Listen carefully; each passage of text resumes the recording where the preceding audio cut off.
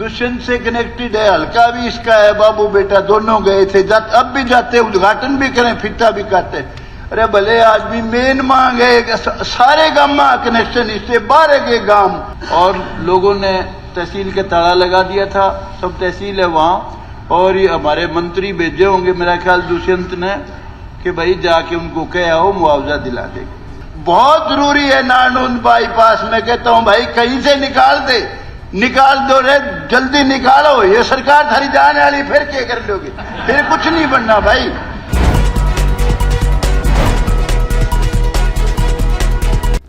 दोस्तों नमस्कार, मेरा नाम संजय मग्गू है और मौजूद है देश रोजाना के डिजिटल मीडिया प्लेटफॉर्म पर। आजकल हरियाणा विधानसभा का सत्र चल रहा है और मान लीजिए कि विधानसभा चुनाव की क्योंकि तैयारी है, इसके बाद बजट सत्र आएगा, यानी कि बजट सत्र से पहले का ये अंतिम सत्र है। मनोहर सरकार का कह लें, भाजपा सरकार का कह लें, भाजपा जजपा सरकार का कह लें, या मनोहर पार्ट 2 की सरकार का कह लें, कि उसके अंदर बजट सत्र से पहले वाला यानी कि ये सेकंड लास्ट सेशन चल रहा है। और जब विधानसभा सत्र होता है तो उस समय मान लीजिए कि राजनीति भी पूरे उफान पर होती है। और विधानसभा का मंच एक ऐसा मंच होता है कि जहां से विधायक बता देना चाहते हैं अपने क्षेत्र की जनता को, इलाके की जनता को, कि वो कुछ कर रहे हैं। और इसके अलावा विधायक संदेश दे देना चाहते हैं अपनी पार्टी के नेताओं को भी और दूसरी पार्टी के नेताओं को भी कि क्या आखिर चल रहा है। तो मैं आपसे बात करने चला हूं हरियाणा सरकार के या हरियाणा के एक ऐसे विधायक जो जिस पार्टी से चुन कर गए उस पार्टी में उनका मन कभी लगा नहीं। और आज भी जब यानी कि वो कल बोल रहे थे विधानसभा में, जब वो कल विधानसभा में बोल रहे थे तब भी अपनी पार्टी के नेताओं पर तंज कस रहे थे।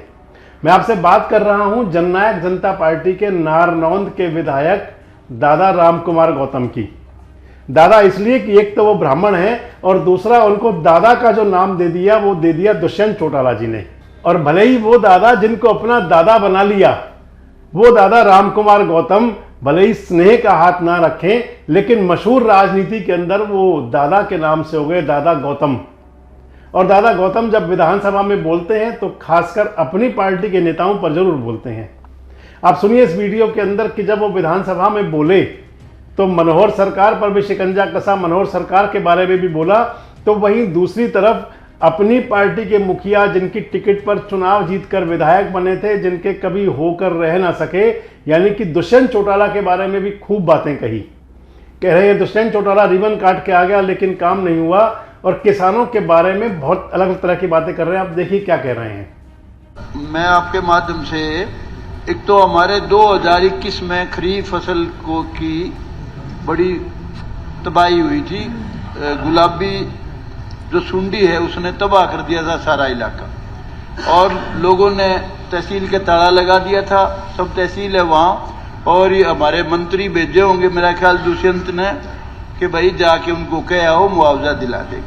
तो 15 करोड़ 44 लाख रुपया वहाँ मुआवजे के तौर पर भेजा था, लेकिन 7 करोड़ ही बांटा गया। बाकी जिन्होंने बीमा करा रखा था उनको बेचारों को पैसा नहीं मिला। इसी तरह से 22 में बहुत तबाही हुई थी, 22 में भी उसका कुछ नहीं मिला। 23 में तो सारे इस इलाके में हुई, हमारे में नहीं हुई। मेरा कहने का मतलब ये है, किसान देश की रीढ़ की हड्डी है। किसान है तो देश खुशहाल है, किसान खत्म हो गया तो देश खत्म हो जाएगा।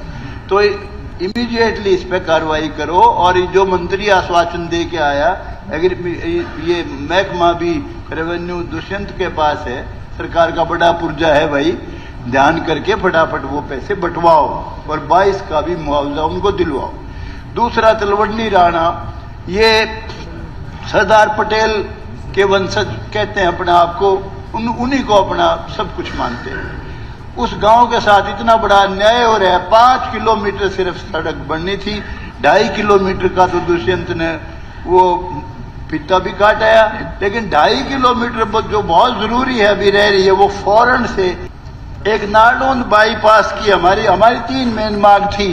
नारनौंद बाईपास, जुडिशियल कॉम्प्लेक्स, लेकिन एक सिर्फ हमारी मांग पूरी हुई है, मसूदपुर माइनर की। दोनों मांग बहुत जरूरी हैं। और एक तो दुष्यंत से कनेक्टेड है, हल्का भी इसका है, बाबू बेटा दोनों गए थे, अब भी जाते, उद्घाटन भी करें, फित्ता भी काटते।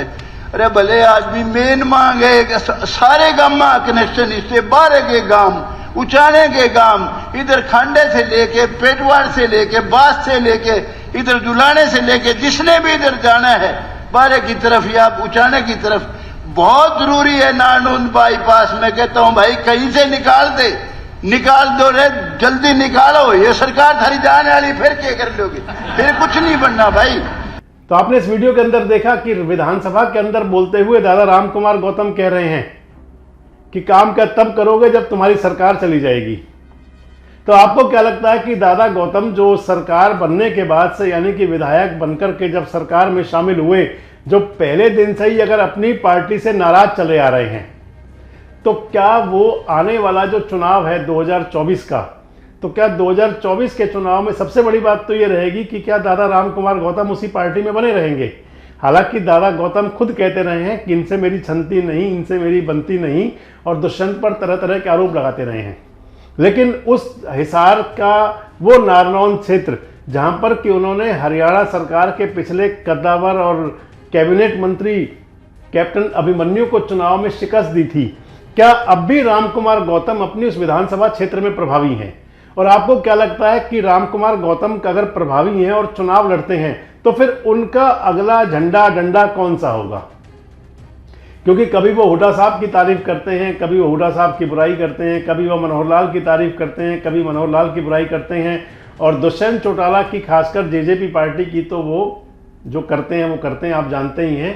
तो सबसे बड़ा सवाल ये है कि इस प्रकार की राजनीति पर चलते हुए क्या दादा रामकुमार गौतम अपने विधानसभा क्षेत्र यानी कि नारनौंद पर कुछ अगले चुनाव में अच्छा कर पाएंगे, और क्या वो चुनाव मैदान में होंगे भी या नहीं? कमेंट्स बॉक्स में आके अपनी प्रतिक्रिया जरूर दें, और इस प्रकार के वीडियोस के लिए हमारे साथ जुड़े रहें, देखते रहें देश रोजाना।